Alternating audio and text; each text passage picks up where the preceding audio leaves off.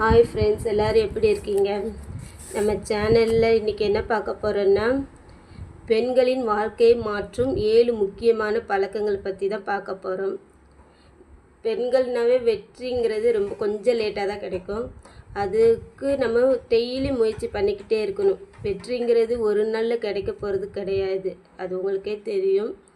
நம்ம சின்ன சின்ன பழக்கங்களை நம்ம மாற்றிக்கிட்டு அதுக்கான முயற்சியை மேற்கொண்டு வந்தோன்னா கண்டிப்பாக ஒரு நாள் வெற்றி நம்மளுக்கு கிடைக்கும். அதில் இந்த வீடியோவில் சின்ன சின்ன டிப்ஸு அது மாதிரிலாம் கொடுக்க போகிறேன். வீடியோவை ஸ்கிப் பண்ணாமல் கடைசி வரை பாருங்கள். ஃபஸ்ட்டாக நம்ம பார்க்க போகிறது என்னென்னா, அதிகாலையில் எழுந்திருக்கும் பழக்கம். அதிகாலைங்கிறப்போ 4:30 அந்த மாதிரிலாம் எந்திரிக்கணும்னு அவசியம் இல்லை. ஒரு 6 மணி, அட்லீஸ்ட் ஒரு 5:30 எந்திரிச்சு பழகணும். நம்ம எல்லாருமே மோஸ்ட்லி பொண்ணுங்க எல்லாருமே வீட்டில் எல்லாருமே எப்படியும் ஒரு 5 மணிக்கு ஒரு 6 மணிக்காட்டு எழுந்திருப்போம். ஏன்னா பசங்களுக்கு, ஹஸ்பண்டுக்கு எல்லாருக்கும் சாப்பாடு செஞ்சு கொடுத்து விடணும், பசங்களை ஸ்கூலுக்கு ரெடி பண்ணி அனுப்பணும். அதனால் நம்ம கண்டிப்பாக ஒரு 6 மணிக்காட்டு எழுந்திருப்போம். கொஞ்சம் ஏர்லியராக ஒரு 5:30க்கு எழுந்திக்கிட்டோன்னா அந்த ½ டைமுங்கிறது நம்மளுக்கான டைமாக இருக்கும். அந்த ½ நமக்கு பிடிச்சதை நம்ம செஞ்சுக்கலாம். அந்த டைமில் பார்த்தீங்கன்னா மனசு அமைதியாக இருக்கும் சொல்லுவாங்க. ஏன்னா எந்த ஒரு சவுண்டும் இருக்காது. அந்த டைமில் நீங்கள் உங்களுக்கு பிடிச்ச விஷயத்தை எது வேணாலும் செஞ்சுக்கலாம். ஒரு புத்துணர்ச்சி இருக்கும். அன்றைக்கி நாளை நம்ம என்னெல்லாம் பண்ண போகிறோங்கிறத ஒரு திட்டமிடலாக கொண்டு போகலாம். நீங்கள் கண்டிப்பாக இன்றைக்கி இதுதான் லன்ச் பண்ண போகிறோம், இது டின்னர் பண்ண போகிறோம் அப்படின்ட்டு யோசிச்சிக்கலாம். இல்லை நம்ம லைஃபுக்கு என்ன வேணும், நம்ம லைஃப்பில் நம்ம அடுத்தது என்ன பண்ண போகிறோம், அதை பற்றி யோசித்து நம்ம முடிவெடுக்கலாம். ஸோ அந்த டைமை நீங்கள் அதுக்காக யூஸ் பண்ணிக்கலாம். அது மட்டும் இல்லாமல் நிறைய பேர் பிரம்ம முகூர்த்தத்தில் வழிபாடு செய்வாங்க. அது மாதிரி அந்த டைமில் நீங்களும் பிரம்ம முகூர்த்த வழிபாடு செய்யலாம். நம்ம பேசலாம், எவ்வளோ வேணாலும் பேசலாம். ஆனால் கடவுள் நம்பிக்கைங்கிறதும் வேணும்ல. கடவுளை நம்ம எவ்வளோ நம்புகிறோமோ அதுக்கேற்ற மாதிரி ஒரு சின்ன விளக்கு ஏற்றி வச்சாட்டும் காலையிலே அந்த நாளை தொடங்கலாம்.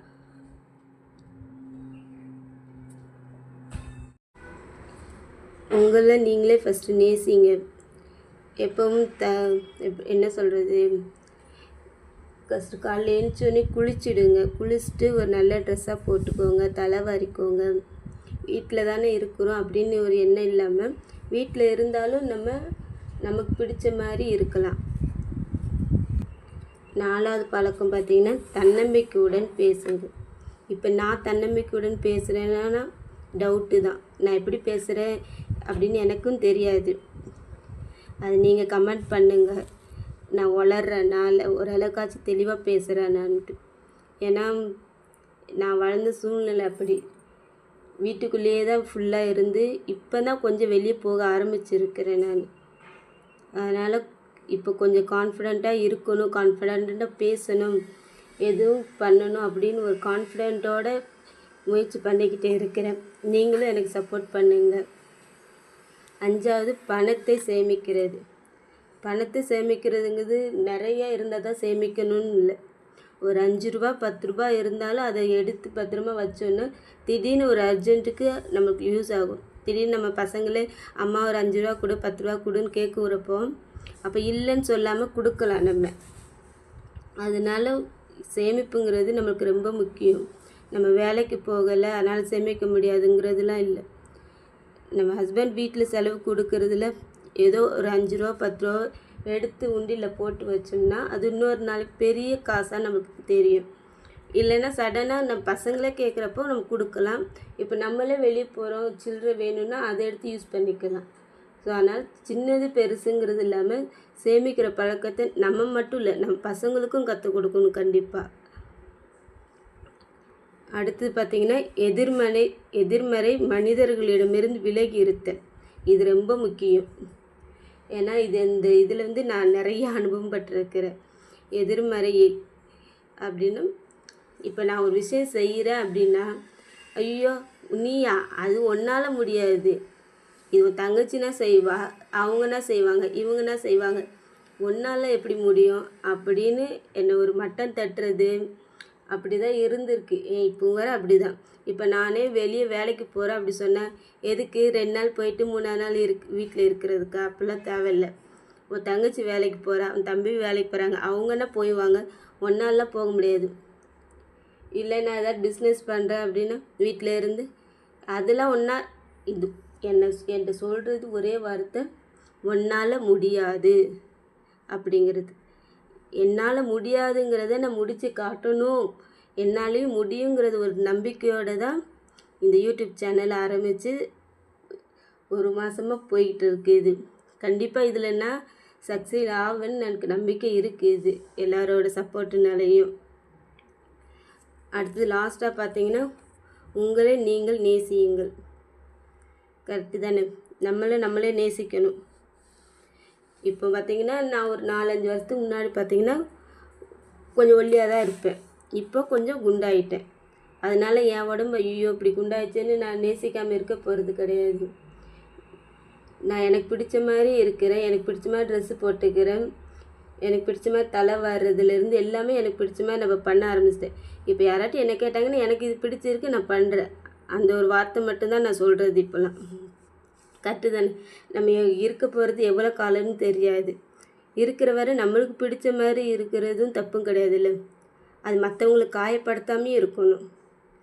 மற்றவங்களுக்கு காயப்படுத்தாமல் நம்மளுக்கு பிடிச்ச மாதிரி இருக்கிறதுல எந்த தப்பும் கிடையாது. முடிஞ்ச வரை நமக்கு நம்ம பிடிச்ச மாதிரி இருங்க, சுயமரியாதையோடு இருங்க. நம்ம ஏதாச்சும் ஒரு விஷயத்தில் கற்றுக்கிட்டு அதில் பெரிய ஆளாக ரொம்ப பெரிய ஆளாகணும்லாம் இல்லை. ஓரளவுக்கு நம்ம வீட்டில் பரவாயில்ல இவ ஏதோ செஞ்சால் முன்னேறி வந்துட்டான் அப்படின்னு சொல்கிற அளவுக்காச்சும் நம்மளுக்கு அந்த இது ஒரு கட்ஸ் வேணும். அதனால் முயற்சி செஞ்சுக்கிட்டே இருங்க. முயற்சி செய்யும்போது அது கண்டிப்பாக ஒரு நாள் அது பெரிய வெற்றியை தான் கொடுக்கும் நம்மளுக்கு. முயற்சிங்கிறது நம்மளுக்கு எப்பவுமே இருந்துக்கிட்டே இருக்கணும். முயற்சி இல்லாத வாழ்க்கைங்கிறது வெறும் காகிதம் மாதிரி தான், தூக்கி ஈஸியாக கசக்கி போட்டுவிடுவாங்க. நம்ம பசங்களுக்கும் நல்ல விஷயத்த கற்றுக் கொடுக்கணும். நம்ம இப்போலாம் நிறைய பார்த்தீங்கன்னா சின்ன குழந்தைங்கள்கிட்டே பாலியல் தொல்லைங்கிறாங்க.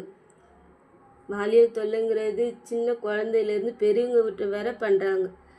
ஃபஸ்ட்டு நம்ம பசங்களுக்கு விஷயத்தை கற்றுக் கொடுக்கணும் கரெக்டாக. பேட் டச் குட் டச் அப்படின்ட்டு என் பையனுக்கு 10-9 வயசு இருக்கிறதுலேருந்தே நான் சொல்லி கொடுக்குறேன். இது பேட் டச், இது குட் டச், பொண்ணாக இருந்தால் இது மாதிரி பண்ணக்கூடாது, அவங்களுக்கு இங்கே டச் பண்ணக்கூடாது, அது தப்பு அப்படின்னு இப்போ வர சொல்லி கொடுத்துக்கிட்டு தான் இருக்கிறேன். அவன்கிட்ட ஒவ்வொரு வாட்டியும் இதெல்லாம் கேட்பேன் நான். குட் டச்சுன்னு பண்ணக்கூடாது ரோகி, குட் டச் பண்ணாத அப்படின்னு சொல்லிட்டு என் பையனை ஒவ்வொரு வாட்டியும் நான் சொல்லிக்கிட்டே தான் இருக்கிறேன். ஓகே ஃப்ரெண்ட்ஸு, என்னோடய சேனலில் நம்ம சேனல் ஸோ சப்ஸ்கிரைப் பண்ணிக்கோங்க. மோட்டிவேஷ்னல் ஸ்பீச், மினி விலாக், தையல், இது மாதிரி நிறைய சம்மந்தப்பட்ட வீடியோஸ் நம்ம சேனலில் வரும். எல்லாம் பார்த்து பயன்பெறுங்க. Thank you so much.